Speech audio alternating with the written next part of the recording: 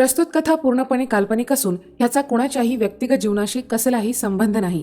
कथेत पात्रांचा प्रसंगांचा व्यक्तिगत जीवनाशी साम्य आढळल्यास निव्वळ योगायोग मानावा. कथेत प्रसंगानुरूप अश्लील भाषा आणि हिंसा आहे. रसिकांचे सहकार्य अपेक्षित. कथेचे लेखक हे कुठल्याही प्रकारच्या अंधश्रद्धेचे अनुमोदन करीत नाहीत किंवा अंधश्रद्धेला खतपाणी घालीत नाहीत. सदर कथा ही निव्वळ मनोरंजन म्हणून लिहिलेली आहे आणि रसिकांनी त्याकडे मनोरंजन म्हणूनच पाहावे. सिगरेट आणि दारू आरोग्यासाठी हानिकारक आहे. ह्याने कॅन्सर होतो. लेखक कुठल्याही प्रकारे ह्याचं अनुमोदन करीत नाहीत. या कथेचे लेखक आहेत स्वप्नील स्वरूपा नंदकुमार लाड. त्यांच्या प्रतिलिपी प्रोफाईलला अवश्य भेट द्या आणि त्यांच्या इतर साहित्याचा सुद्धा आनंद घ्या. धन्यवाद.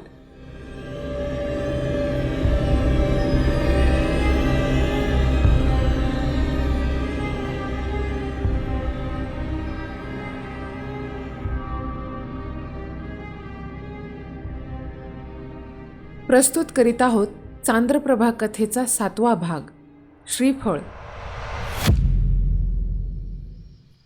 विक्या आणि गिरीश रत्नागिरीहून खेडला पोहोचले तेव्हा संध्याकाळचे 7:30 वाजलेले. विक्याला त्याच्या घरासमोर सोडून गिरीश वाड्यात आला तेव्हा त्यांचे फॅमिली डॉक्टर वाड्यातून बाहेर पडत होते. त्यांना वाड्यात बघून गिरीश थोडा बावरला.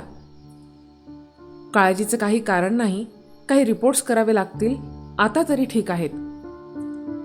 पण काय झालं नक्की त्यांना? दुपारी तर छान बोलले माझ्याशी. अगदी 2 तासांपूर्वी मी बोललो त्यांच्याशी. गिरीशचा चेहरा घाबरा झालेला. पूजा करत होते तर स्तोत्र म्हणता म्हणता अचानक धाप लागली आणि बेशुद्ध झाले. तुला फोन लावला पण लागलं नाही. मग डॉक्टरांना फोन केला, ते आले. आता हाय बरं, वर खोलीत आराम करतात. गिरीश 1 मिनिट. डॉक्टरांनी गिरीशला डोळ्यांनी खुणावत बाजूला बोलावलं. मला वाटतं आपण त्यांचं एकदा फुल बॉडी चेकअप करून घ्यावं. काळजीचं तसं काही कारण वाटत नाही. इतक्या वर्षात त्यांना कधी दम लागला नाही. शिवाय बीपीचा त्रासही नव्हता. आज बीपी वाढलेलं होतं. मी गोळ्या लिहून दिल्या आहेत. आपण रत्नागिरी किंवा पुण्याला बाकी टेस्ट करू. नाही म्हणायला इथेही आहेत तसे चांगले दवाखाने, पण मी आबांसाठी पुणे किंवा रत्नागिरी सुचवीन. ते बघू आपण. सध्या 2-4 दिवस, अगदी आठवडाही जाऊ दे, मग ठरवू आपण. डॉक्टर काका, खरंच काही काळजीचं कारण नाही ना? नाही रे, निवांत राहा. त्यांना आराम करू दे. डॉक्टर गेल्यावर गिरीश तडक आबांच्या वरच्या खोलीत आला. खिडकी शेजारी आबा त्या खोलीतल्या मोगऱ्याकडे एकटक बघत होते. आबा तुम्ही आराम करा, पडा बघू इकडे बेडवर. त्यांच्या हाताला धरून गिरीश त्यांना बेडवर घेऊन आला. शांत पडा आबा. विजूबा तुमच्यासाठी जेवण इकडेच घेऊन येईल. मीही इकडेच बसतो जेवायला तुमच्यासोबत. ये बस इकडे गिरी. तू असला की घर भरल्यासारखं वाटतं. तुझ्याशी रोज असं तासभर बोलायला मिळो असं वाटत असतं कायम. आज वाटलं. आता वय झालं माझं. लग्नाचं काय ठरवलं आहेस तू? सगळं तुझ्या मनाप्रमाणे झालं आहे. तुझ्या करिअरच्या स्वप्नांच्या आड मी कधी आलो नाही. तुझी आई गेली आणि हा वाडा भकास झाला. आता वेळ आली आहे मला तुझं लग्न बघायचं आहे. तुझ्या बायकोला ह्या वाड्यात माप ओलांडून आलेलं बघायचं आहे. इतक्या वेळ बोलताना बेडवर भिंतीला पाठ रेलून पाय पसरून गिरीशचा तळहात आपल्या तळहातात अलगद पकडून आबा त्याच्याशी कातर स्वरात बोलत होते. आबा. इतक्यात 2 वाढलेली ताटं घेऊन विजूबा आला. त्याच्या मागं अजून एक गडी होता. मालक या बसा पाटावं. गिरीशने त्यांना हाताला धरून उठवलं. दुसऱ्या गड्याने 2 पाट मांडले. दोघेही एकदम जेवायला बसले. व्यवस्थित जेवण झालं. विजूबा अजिजीने वाढत होता. रात्री खोलीत येऊन झोपताना अंगातला शर्ट काढून ठेवला आणि तो तसाच बेडवर पडला.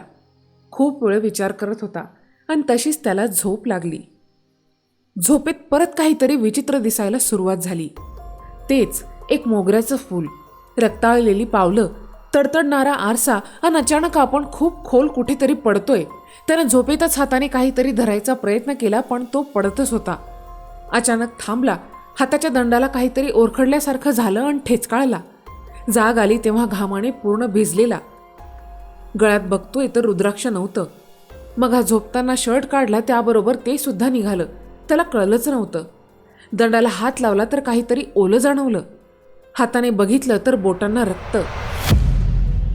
दंडावर तो ओरखडा तसाच होता, त्याला झोपेत लागला तसाच, पण क्षणात नाहीसा झाला. बोटांवर ते रक्त मात्र तसंच होतं. आधीच फुटलेला घाम त्यात असं झाल्यावर ह्याची पाचावर धारण बसली. पटकन हात धुवून त्याने ते रुद्राक्ष गळ्यात घातलं. रात्रभर झोपलाच नाही. 4-5 सिगारेट ओढून झाल्या. लॅपटॉपवर टाइमपास करून झाला. 5:30-6ला कुठे त्याला झोप लागली. सकाळी 9:30 वाजता जाग आली. पुण्याचे सगळे प्लॅन कॅन्सल केले. सगळं आवरून झालं आणि आता नर्सरीत जायला निघणार. गिरी, आज घरीच थांब. वेंगुर्ल्याच्या देवीचे पुजारी येत आहेत, सोबत त्यांची मुलगी आहे. मला आबा. मालक, पाहुण्यांची गाडी थांबली वाड्यासमोर. दादे जा आवर, म्हणजे हाफ चड्डी काढून फुल पॅन्ट घाल जा. विजूबा घाईत होता. चायला याला सगळं कसं माहीत असतं आबांचं. मनातल्या मनात वैतागत गिरीश तसाच खोलीत आला. जीन्स घालून बाहेर आला तेव्हा वेंगुर्ल्याचे आपटे आणि त्यांची मुलगी प्राजक्ता दोघेही घरातल्या देवघरात देवाचे दर्शन घेत होते. त्यांच्याकडे लक्ष होतच की बाहेरच्या मोठ्या दरवाजातून आवाज आला. भिक्षा देतं का कोणी, भिक्षा. आवाज खणखणीत होता. मालक, बाहेर गोसावी आलाय. हक्कलतोय तरी जायला तयार नाही. अनाजोबच हाय तो. डोळ्यांवर काळा चष्मा हाय. भिक्षा दिल्याशिवाय जाणारच नाही म्हणायलाय. विजया, हाकल त्याला. आपल्यात गोसाव्याला भिक्षा देत नाहीत माहीत नाही का तुला. आबांचा आवाज वाढलेला. समोर पाहुणे बसले आहेत हे ध्यानात आलं आणि त्यांनी डोळ्यांनीच विजूबाला खुणावलं. इतक्यात गिरीश त्या गोसाव्याला आत घेऊन आला. त्याला घरात बघून सगळे जागच्या जागी उभे राहिले. जय जय रघुवीर समर्थ. अगदी खणखणीत आवाजात त्याने हे शब्द उच्चारले. देवघर सुंदर आहे गिर्या. मन प्रसन्न झालं.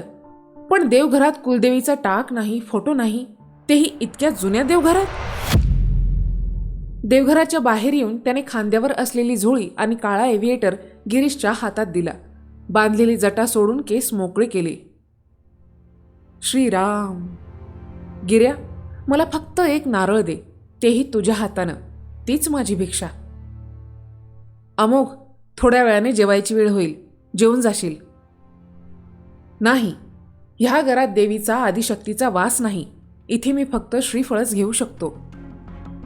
बोलताना त्याची नजर अखंडपणे आबांवर होती. त्यांचा जीव चिडून चिडून लाल झालेला, पण त्याची नजर करारी आणि तीक्ष्ण होती. पण हा पत्ता. श्रीफळ देतोयस ना गिरीश. हो. विजूबा, नारळ घेऊन ये जा. याचा स्पर्श झालेलं श्रीफळ नाही चालणार. गिरीश, तू घेऊन ये. मी इथे या कट्ट्यावर बसून वाट बघेन. बाकी वाड्याची डिझाईन छान आहे, पण मुळासकट रिनोव्हेशनची गरज आहे आता. गिरीश नारळ आणायला आत गेला तसा अमोघ जागेवरून उठला. गोऱ्या अंगावर, छातीवर, दंडावर भस्म लावलेलं, कपाळावर केशरी अष्टगंधाचा नाम ओढलेला, दंडावर रुद्राक्षाच्या माळा, गळ्यातही 2 रुद्राक्ष माळा. विजूबा त्याच्यापासून अंतर राखून उभा होता. घरात आलेले पाहुणेच काय, खुद्द आबा प्रश्नचिन्ह घेऊन उभे होते. तो जागेवरून उठला. विजूबाला बघत त्याच्या भोवती एक फेरी मारली. विजूबा खाली मान घालून उभा. ए गोसाव्या, चालता हो माझ्या वाड्यातून. माझ्या घरात आज शुभ कार्य आहे. तुझी सावली सुद्धा नको या वाड्यात. सावली? कुठे सावली माझी? दाखवा. खरंच त्याची सावली दिसत नव्हती. आबांच्या उभ्या अंगाला कापरं भरलं. तेवढ्यात गिरीश नारळ घेऊन आला. गिर्या, आबांना पाणी दे, त्यांना तहान लागली आहे. गिरीशने तिथेच ठेवलेलं तांब्या भांड आबांना दिलं. थोडं पाणी पिऊन आबा तिथेच खाली बसले. गिरीशने आतून आणलेला नारळ अमोघच्या हातात दिला. अमोघने नारळाला एक रुद्राक्ष असलेला धागा गुंडाळला. हे घे गिरीश, वाड्याच्या मागे परसात आड आहे, त्यात टाकून दे आणि तूच टाकायचा, बाकी कोणी नाही. दाद्या, अरे कुणाचं बी नको ऐकू. काय माहिती करणी काळी जादू केली असेल त्यावर. मालक तुम्ही तर सांगा. हे काय चालू आहे आम्ही आल्यापासून? कोण आहे हा भिकारडा गोसावी? अहो हाकला याला बाहेर. इतक्या वेळ शांत बसलेले आपटे उद्विग्न होऊन बोलले. प्राजक्ता, चल आपण परत येऊ. ह्या गोसाव्याचा खेळ बघणं बस झालं आता. गिरीश, जा, हे श्रीफळ मागच्या आडात टाक. अमोघ गिरीशच्या त्याच दंडावर हात ठेवत बोलला. तसं गिरीशला तो स्पर्श अगदी अद्भुत वाटला. तो काही न बोलता परसात आला आणि तो रुद्राक्ष धागा बांधलेला नारळ लांबूनच त्या आडात फेकला. बाहेर आला. अमोघ अजून विजोबाकडे बघत त्याच्या भोवती गोल फिरत होता. अमोघ, श्रीराम.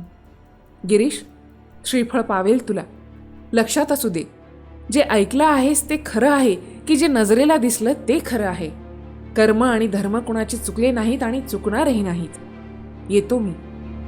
जाताना सोडलेली जटा आहे तशी बांधत तो दारातून बाहेर पडला. गिरीश, इथून पुढे ह्या घरात मी जे म्हणेन तेच होईल आणि घरात कोण येईल कोण नाही हेही मीच ठरवेन. गिरीश मात्र इतका भंजाळला होता की त्याला काय झालं हे सुधारलंच नव्हतं. त्याचं डोकं जड झालं होतं. तोही तसाच वाड्याच्या बाहेर पडला. आपटे केव्हाचेच वाड्याबाहेर गेलेले. ऐकत रहा चांद्रप्रभा, एक भयकथा.